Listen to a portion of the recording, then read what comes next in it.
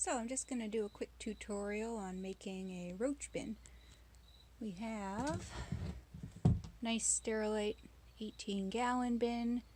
I like this one, it's got the latching top on it, but also if you look at the material, it's a little rubberized, bendy.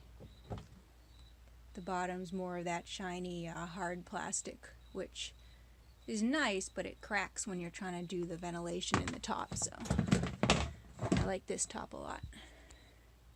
On here is just kind of mark where I want my ventilation to be. I pulled out a few inches from each of these, so I'm not trying to dig into the edges.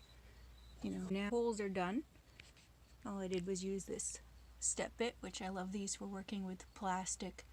You just want to work at low speed. If the bit gets too hot, it'll melt, which isn't what you want. So if you're going to be drilling a lot of holes, you'd want like a dish of ice water or something to dip the bit in to keep it from overheating. But this will just give me an easier way to start cutting on this top without having to punch straight through. So this is actually cuttable with these kitchen shears, which is nice. You can also do a sturdy utility knife like this. Like I said, it's a lot easier with this flexible rubberized plastic. My old bin over here had the kind of hard plastic, which is really fragile if you start twisting it or torquing the knife up and down. So when I made the old ventilation, what I did was get a knife I didn't mind ruining and took a lighter and heated it up. Makes it cut a lot easier. It takes a long time though, because the knife's got to be kept hot. And make sure you don't use anything important, because it's going to get coated in gross melted plastic. But I'm going to go ahead and just cut out this square I marked. Here we are, finished cutting it out. I used the kitchen shears just because it was easier for me. Didn't cut in one piece, just kind of cut out the middle and then trim the edges. And then I took some alcohol and washed around where I'm going to have to use glue and tape, just in case there was any residue that might stop it from sticking. So the next thing you want to do is get some screening on here. And this is just aluminum window screen. You can buy entire rolls, home improvement or hardware stores. And I've cut it slightly larger than my opening, so there's some overlap. And what I'm going to do is I have this little craft glue gun here.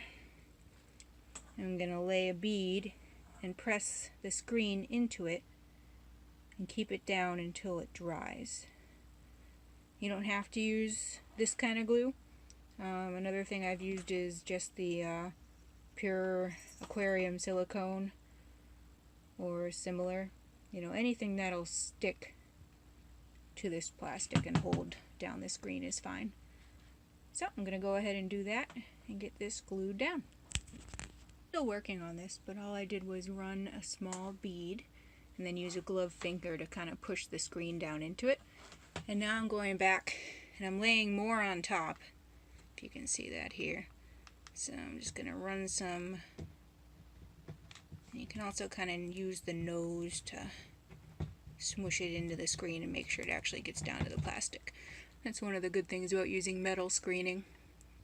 And really you probably want to use metal anyway, just because some bugs might decide to chew through the fiberglass screening that would normally be sold. So I actually had to look a little bit to find aluminum screening versus fiberglass, because fiberglass is really popular now because it doesn't rust. But I'm just going to finish this up. I'm going to lay glue all the way on top of it, and then that'll be nicely fixed on there.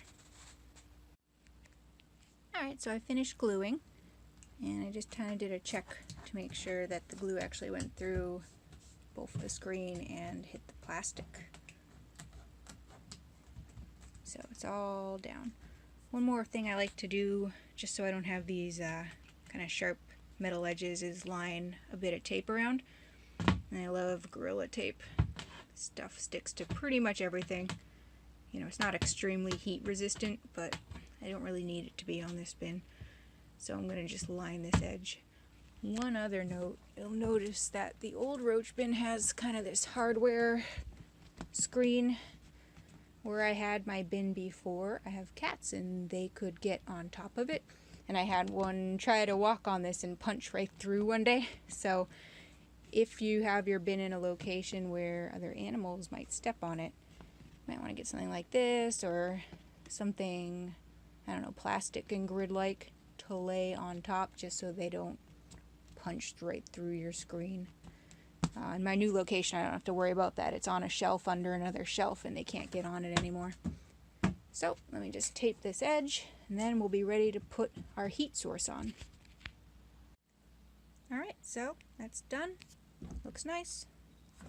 Now we're going to put heat. So I prefer to do side heating. A little less risk of fire. I don't have to worry about, you know, what I'm putting the bin on or leaving spacing. Now all you really need is a low wattage heat source. So I'm going to use one of these ZooMed under tank heaters. This is the big size. I think it's 50 to 60 gallon size. And when I bought it, there's an adhesive backing on these, but I wanted to make it reusable, so I took some aluminum foil and just laid it right down and stuck the adhesive to the foil.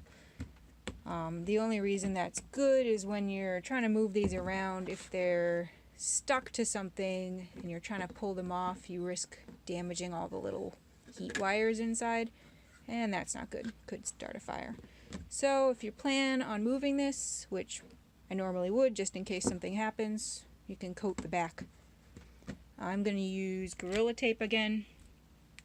It does get a bit melty on high heats, but it's good enough for my use. You might be able to get some heat resistant metal tape, but you need something that's going to stick to the hard plastic long term, and Gorilla Tape is actually very sticky. I've never had it come off. The old stuff actually was pretty hard to remove. Took some acetone based nail polish remover to remove the old goo from the Gorilla Tape on the old bin, and then just washed everything off with some rubbing alcohol to make sure there's nothing on here that's going to stop the tape from sticking. So I'm just going to line some lines of tape. One thing I'm going to do is I'm going to leave a little open slot on one of the ends, this end with the power cord. So I'll, have the top and bottom tape, but I'll have a little gap here in the tape. And the reason I'm going to do that is because I'm going to put a thermostat on this for safety, and I'll insert the probe basically into here so it keeps track of what the heat is in here. And I'll leave it on the highest setting, but it just gives a little bit of fire safety. I don't really run heating elements without some sort of control. So I'll get that done, and we can check back. Pad taped on. Made sure to get good overlap on either side. And as I mentioned, have this little slot to put the thermostat probe in later. So the fun part is filling it up. Traditionally, you just put egg crates in here, but I like to set up these bio tubs. So I have all sorts of stuff I'm going to be putting in here. This is lightweight drainage substrate. This one just comes from New England Herpeticulture, but you can use any lightweight substrate. I wouldn't get anything too heavy. You want the bin to be easy to handle when it's done. So I like to put a small drainage layer in. Not really deep, but at least then the water won't pool in the bottom if I pour water in here to keep it moist. For the substrate, you can use any sort of mix that's generally made for jungle or forest. I wouldn't recommend straight soil. If you're going to do your own mix, make sure you have soil and sand and some organic material, because all of your custodians eat organics. So this is just their V2 vivarium substrate. Ready Reptile Feeders also makes a great mix that I like a lot. But really any sort of forest type substrate will do if you're doing something like I'm doing with dubia. I'm also going to mix in some of this. I have extra background mix here. I'm trying to use some of this stuff up. I have lots of leaf litter that I'm going to add on top. And I've collected some local oak. If you're in collecting, you can collect a lot of stuff, but I like to be a little more careful about what I'm putting in here just so I know the population. And I can then harvest stuff later and not worry about what I'm pulling out of here. You know, I know pretty much what I've added in. So I'm going to put about, say, a 1/2 inch of drainage. And I have a piece of screening here I'm going to put as a separator. Fiberglass would actually probably work better in this circumstance because this is going to rust over time, but I have some I'm trying to use up. And that just stops the soil from, you know, getting into your drainage layer and going straight to the bottom. I mean, if you're not going to put a ton of water in, you could get away without having a drainage layer at all. But I sometimes just water these and pour a bunch of water in. I think it helps with the Springtails. So here's the old bin. Have lots of cork flats and tubes. This is mostly for Blaptica dubia roaches that act as feeders, but I also have some other cool stuff, like these little Kenyan roaches. Those are adults, they're very tiny. And there's all sorts of custodians in here. I have Springtails, Dwarf isopods, buffalo beetles, which are also lesser mealworms. And I haven't had too much luck with other isopods. Really, you don't want anything too big because it'll compete with the roaches, so it's better just to have the dwarfs, if you're doing what I'm doing at least. And there is another cleaner crew I added. It's assorted darkling beetles and some dermestids. I actually haven't seen dermestids in a while, so it'll be interesting when I dig this out to see if I can spot any. I don't really rummage around in here too much. I don't want to disturb them all the time, but since I'm doing a move today, they're getting disturbed anyway. Might as well search around. And the darklings are, you know, standard mealworms. And I think there's a larger beetle too that's also a darkling. I don't recognize the species, but all those guys basically act as cleanup. So what I'm gonna do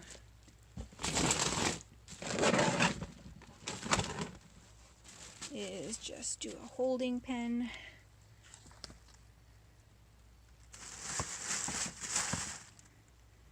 And I'm also gonna do a bit of culling of adult dubia today.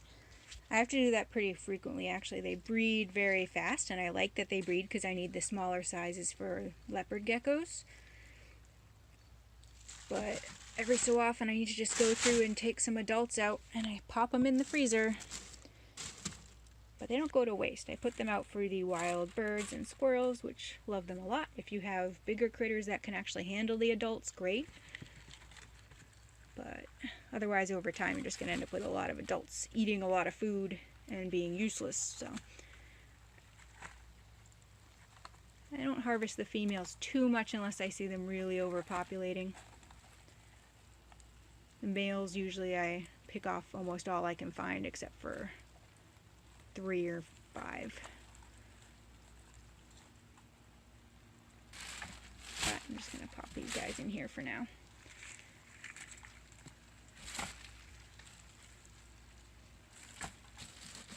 Stay down, boys. You know, and they mostly want to hide because it's bright in here. You know, I'll keep an eye on them, but if I work fast enough, I don't have to really worry about them climbing out all over the place. And most of the substrate here, I am going to move over. I am going to swap some out for fresh. This is technically not fully bioactive. I don't have any plants to take up nitrogen, so over time a lot of that waste product is going to build up. So maybe once or twice a year I swap in some fresh, and if it's getting too deep, you know, I'll take some out of the old stuff.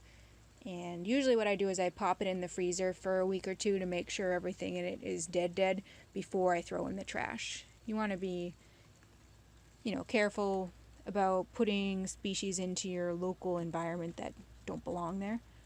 You know, as part of being a good reptile keeper. But I'll try to save, you know, pieces of cork. You know, I'll pop out most of the roaches I can find, but I'm not going to get crazy about picking through and saving everybody because I have quite a heavy population in here. You know, really when you first start your bin, you can probably let it just run for a year or two if you're starting fresh and seeding with brand new Custodians. If you're a collector, you can go out and collect some, but I like buying, you know, the tropical Dwarfs and tropical Springtails. And then you know exactly what species you're getting. I haven't put too many collected Custodians in here. I have in some of my other enclosures that are less tropical. You know, I live up in New England, so nothing around here is really designed to be tropical. Moved over most of the substrate from the old bin. I made sure to dig into the humidest corners where I know the Springtails like to hide. And this is 3 to 5 inches deep. Basically make it as deep as I can before I start worrying about people escaping.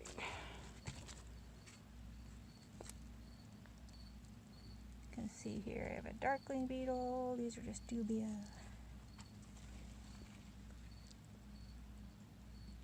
Some little buffalo worms, buffalo beetles.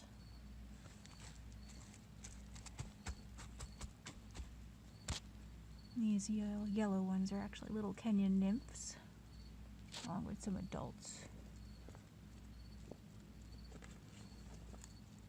There you go.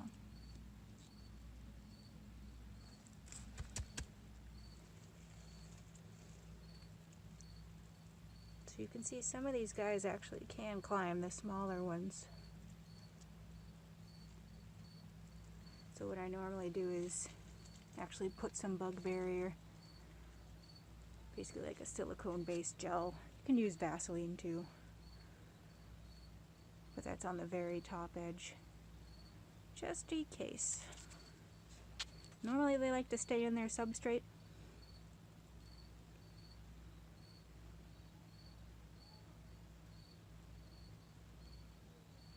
So what I'm going to do next is start adding cork. You know, most of the pieces are just coming back from my other enclosure, but a lot of places actually sell these kind of bulk batches of assorted flats and tubes, and that's the kind of stuff you just want to buy. You don't need anything too fancy. Just gives them hiding places. But first I'm going to add, you know, a nice carpet of leaf layer. I have some live oak I bought, and some collected stuff I'm going to add too. And as I go through here, like I said, I'm going to pick out some of the larger adults to freeze, just to cut the population down a little. So let me finish that up and I will come back and show you the finished product. So this is the old stuff. You know, the old drainage layer and the substrate I didn't use. This is going to go into my freezer for probably 2 weeks. I wanted to get a nice deep freeze, and then it will go in the trash. The roaches that I culled will also go in the freezer. Make sure they're dead, and then I'll put them out for the wild animals. And this I'm going to fill with some water and bleach solution outside, and I'll leave it for a while to disinfect, and then it will be discarded. You know, especially if you keep amphibians and you live near natural habitat for amphibians in your area, you want to be really careful when you're discarding stuff from your own animals. There's plenty of stuff you can find on a Google search about how to discard used water from fish tanks and terrariums, so look that up if you do that sort of thing.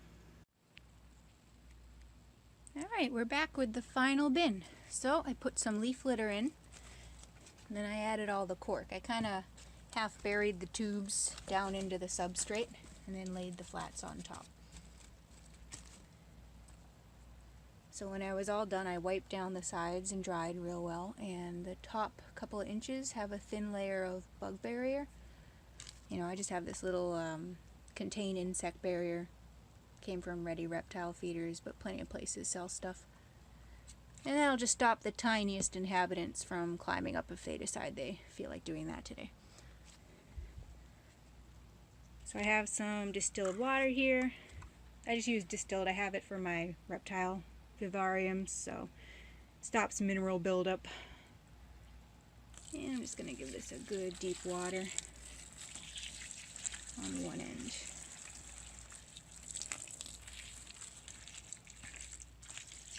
You don't have to water all the time. I usually do it every few weeks or so.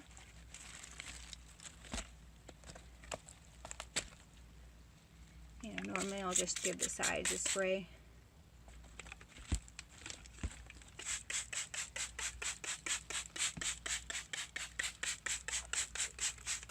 It depends what kind of insects you're keeping. Looks pretty wet now. You normally don't want it soaking wet. The idea is to keep it kind of moist and spray to give a little humidity and some water to drink. You don't want your substrate to be soaked all the time. If your bin starts smelling swampy, that's a good sign that you're keeping it a little too wet, and you want to let it dry out a little more. Damp, not wet. As mentioned, this is semi-bio, so you will have to swap out substrate every once in a while. Like I said, I usually do it once a year, maybe twice, depending, how much of a swap I've done. If you start to smell, ammonia, cat pee kind of smell, that is way too dirty. And normally this will do a pretty good job. When I open this up, it smells like a forest floor. It doesn't smell like dirty or gross or stinky. You want it to smell like you're taking a walk in the woods. And that's it. I'm just going to plug in the heat pad. I have, a cheap on-off thermostat. I'm trying to think, like Hydro Farm, Jumpstart are pretty inexpensive ones you can find on Amazon. But really, any thermostat will do. It's just for safety. I keep it cranked up pretty much as high as it's going to go, 110, 120, something like that. And it's just in case, heaven forbid, I had a malfunction on this heat pad someday and it went into overdrive mode or something. That's it. It's better safe than sorry when dealing with heating elements and lighting. But I'm going to feed these guys some lunch when I get them upstairs and plugged in. So I'll show you that too before we leave. Okay, so probe is about here. And I just put a little strip of Gorilla Tape, make sure it doesn't pop off and run away when I pull the bin out. And we have our thermostat plugged in and on, and these guys will soon be heating up. So as promised, lunchtime. Make up for making your lives hell today. So these guys usually get all sorts of cool scraps. This time of year I always have veggies. I have a skink who eats a lot of healthy stuff. So this is just some old gross lettuce cores, and this is Pro Gut Load from Professional Reptiles. You can buy all sorts of bug chows, you can make your own. Generally you just want to get something that has a high enough protein content for the feeders you're trying to raise, but you don't want it to have too much protein. I generally don't feed mine a lot of dog food and cat food for that reason. There's a couple articles out there, but one by Rapashi about gout and high protein is pretty good. I'll put it in the links in the description. But basically I give them stuff like this a couple times a week. This helps them get moisture because I don't give water gel. I just mist and give them all sorts of vegetables and fresh stuff. You don't want it to build up. You only want to do as much as is going to disappear in about a day or two. So it depends what your population is, how much you're going to put in. If you see a lot of leftovers, you're giving too much, basically. You might occasionally get something they don't like too, but... So, just going to sprinkle this in here. And hopefully I can do this without flipping it. There we go.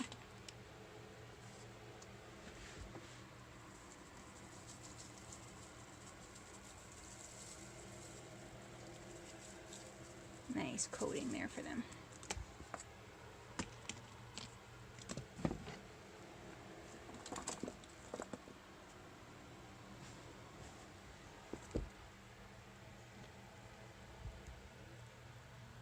I wonder if they'll come out or if they're mad at me.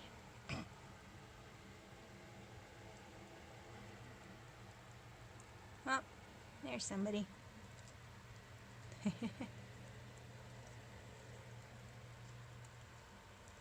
Yes, the masses appear whenever it's feeding time. But this is really simple. You know, it takes more setup materials, obviously, but it makes for a really cool little roach bin. Or really whatever you're trying to keep. Any sort of bugs that don't require lamps.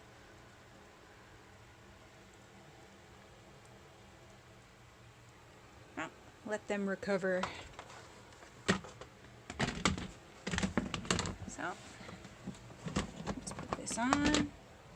I really love that this bin latches too. My old bin, the reason I'm making the new one is the old one I cracked one of the edges and it wasn't a latching top. So once one of the edges starts warping, the cover doesn't fit right anymore. So it was leaving a big gap on one side.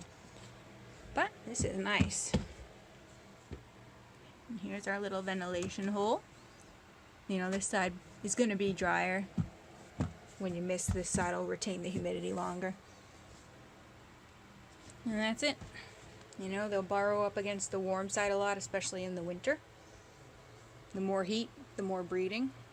You know, especially for these dubia, the hotter the better. So if they're breeding too much, you can always turn down the heat. But as I mentioned before, I just tend to cull out the large nymphs and adults and keep them breeding, so I have lots of little roaches for my geckos. Well, thanks for watching. I hope this helps you make your own feeder bins.